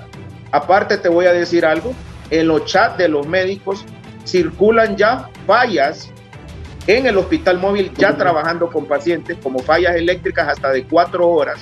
Se fue la luz en el hospital, falló el sistema de aire acondicionado, volviéndolo un sauna, como lo habíamos predicho. Entonces, Raúl, los hospitales móviles, ojalá, ya vienen, ni modo, que sean las autoridades y los organismos de transparencia que digan qué fue lo que pasó ahí. Referente a la segunda pregunta, ¿debe de cancelarse el feriado morazánico? Voy a abstraerme como presidente de la Asociación de Médicos del Seguro Social y miembro del Tribunal de Honor del Colegio Médico para darte mi opinión personal. Como Carlos Umaña, yo creo que ya es muy tarde para suspenderlo. Creo que los hoteleros y toda la gente que está relacionada con el turismo ya no le puede salir. Esto debió haberse hecho de una manera diferente y lo único que nos queda es apelar a la responsabilidad y a la auditoría social que van a ejercer los lugares turísticos y apelar al buen entendimiento del pueblo hondureño. Ya no nos queda más, Raúl. Que va a ser un detonante, va a ser un detonante. Es como tú vas a tirar una bomba termonuclear sobre las playas de Honduras y sobre los centros turísticos. Epidemiológicamente hablando, va a haber una explosión de casos. Solo va a depender de la responsabilidad de cada uno como hondureño que nos cuidemos. Y he visto que este canal, cómo está transmitiendo, invirtiendo ese dinero, que el tiempo de televisión es caro, concientizando a la población. Entonces solo nos queda esa luz, Raúl. Nos queda nada más el buen dominio del pueblo hondureño. Ya no podemos hacer nada más. Los médicos ahí estamos. No vamos a dejar de atenderlos. Por favor, protejan a sus médicos. Apostar, mira, Raúl, lo que dice Josué es cierto. Aquí la SINAGER está apostando y está desmintiendo la reinfección porque está apostando a que todos los profesionales de la salud nos contaminemos, que sobrevivamos la mayoría y después bajar las medidas de bioseguridad, aduciendo que la reinfección no existe, cosa que ya lo sabemos, y te lo cito, el doctor Luis Enamorado, es una reinfección, se volvió a infectar, y tenemos 2 médicos muertos ya por reinfección. Tenemos las pruebas PCR negativas, en intermedio, PCR positiva al inicio, PCR negativa y vueltos a infectar. Esta es una cuestión que no lo podemos probar científicamente en Honduras por la ausencia de equipos, pero que sí te lo podemos decir. Apostar a que nos enfermemos todo el personal de la salud, sobrevivamos o no sobrevivamos algunos, eso no es correcto. Así que, Raúl, yo te agradezco mucho, muy amable, siempre te llevo en el corazón de mis buenos amigos en el San Miguel. Así que gracias y te agradezco y te felicito por crear este tipo de programas.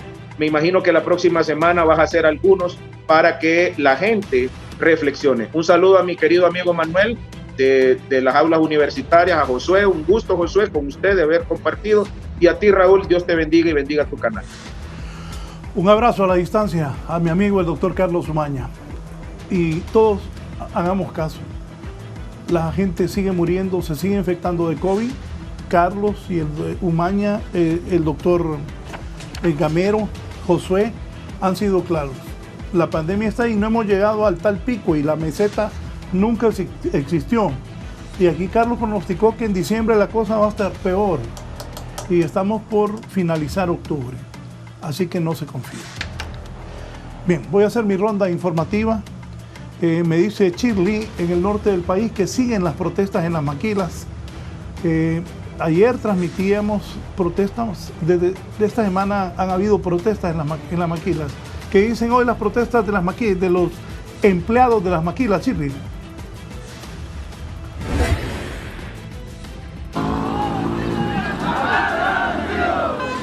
Buenos días, licenciado Raúl Valladares, en el foro La Entrevista, específicamente ubicado desde el municipio de Choloma Cortés, cuando otra maquila más en esta ciudad pues está realizando protestas debido al incumplimiento de los contratos colectivos, según nos han indicado los operarios, así como la falta de insumos y medidas de bioseguridad durante su trabajo. Vamos a acercarnos a conversar con parte de estas personas que están realizando esta protesta, exigiendo sus derechos en esta maquila del municipio. Buenos días, estamos en vivo para el foro La Entrevista. Se nos amplía qué es lo que está pasando en estos momentos.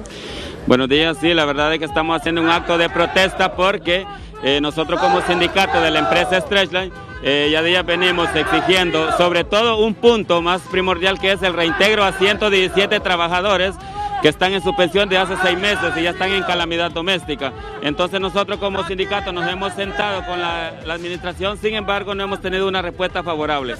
El otro punto es porque nos están violentando algunas cláusulas del contrato colectivo, sobre todo donde nos habla la jornada laboral de trabajo, la jornada legal, que la quieren modificar condicionando para llamar a esta gente que está suspendida. Entonces son algunas de las exigencias y también el hostigamiento laboral que existe por algunos empleados que han contratado últimamente para la empresa.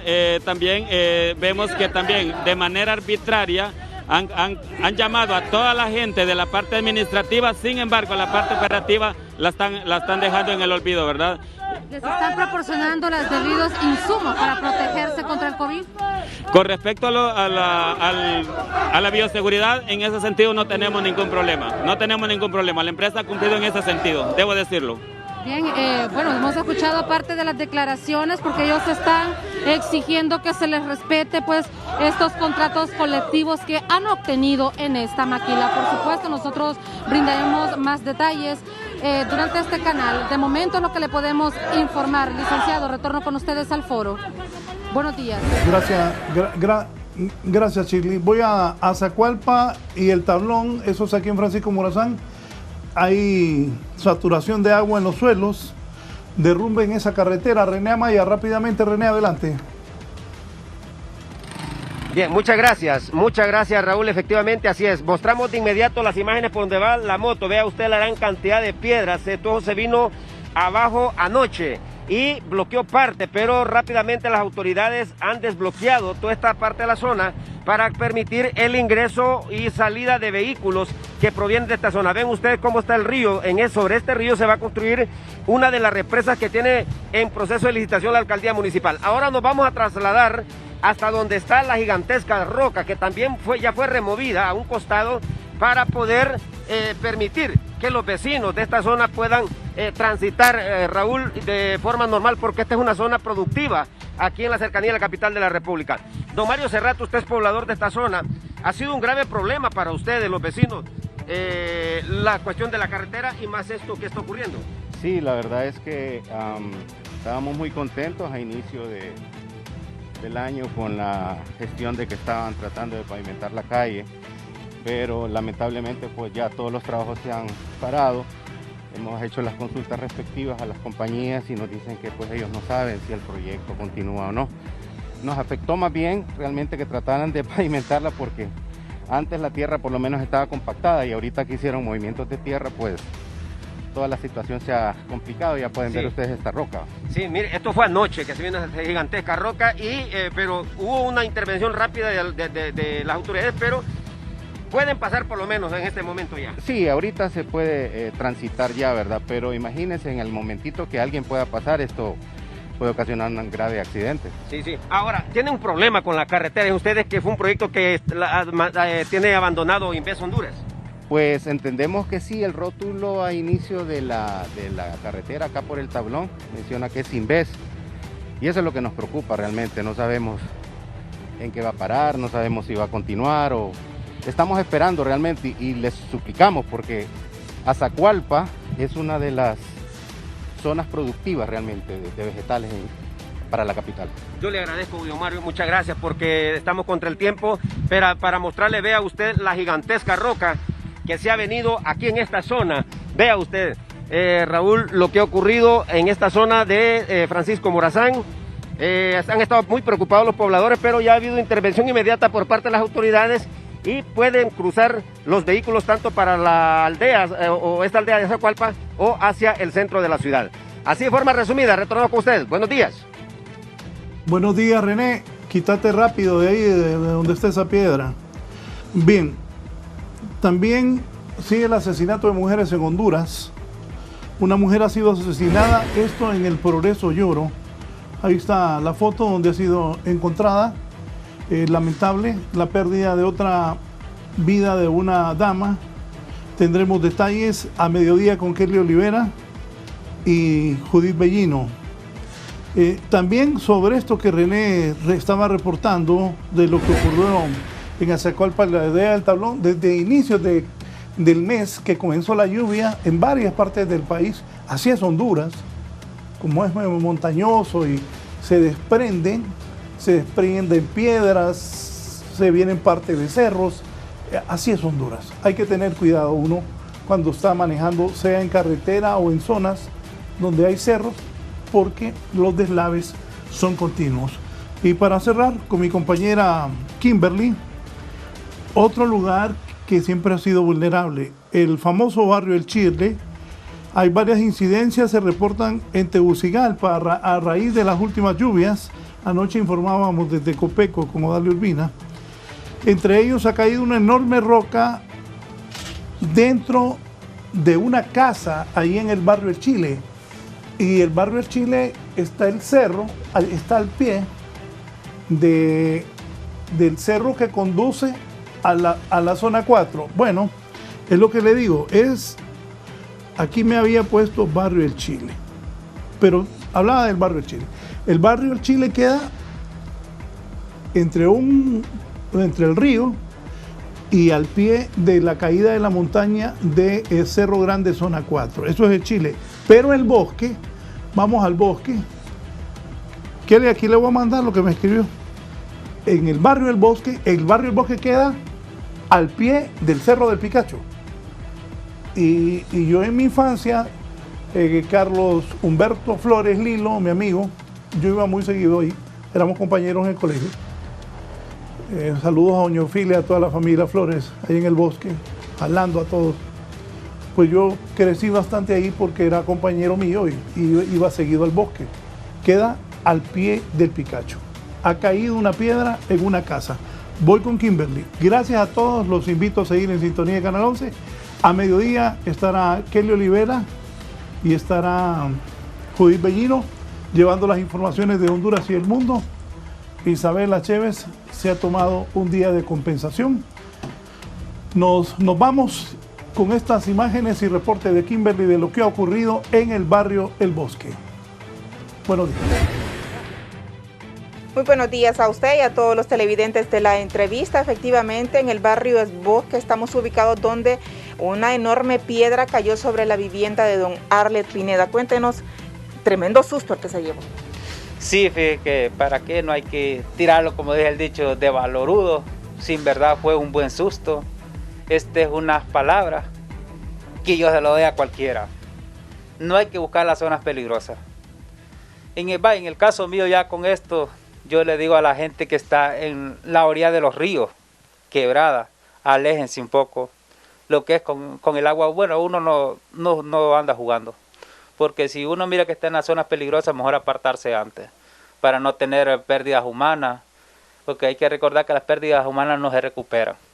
Entonces yo de mi parte, yo se lo digo a cualquiera, alejémonos de las partes más peligrosas. Busquemos una zona que en verdad no haya muchas pérdidas, que si hay pérdidas pues que sean materiales, porque todo se recupera, pero la vida humana nunca se va a recuperar. Bien, muchísimas gracias a don Arlet Pineda. Esto es lo que aconteció aquí en el barrio El Bosque, en esta vivienda bastante humilde, pero que gracias a Dios no pasó a más y las dos personas que habitan la residencia están sanos y salvos. También hubo incidencias en la colonia 21, donde un enorme árbol también cayó e interrumpió el paso. Asimismo aconteció en el barrio del Chile, donde se cayeron enormes piedras y también algunos postes del tendido eléctrico interrumpiendo la energía. Solo está habitado uno de los pasos. Las recomendaciones es evitar transitar por esta zona para evitar también que se dé mayor congestionamiento.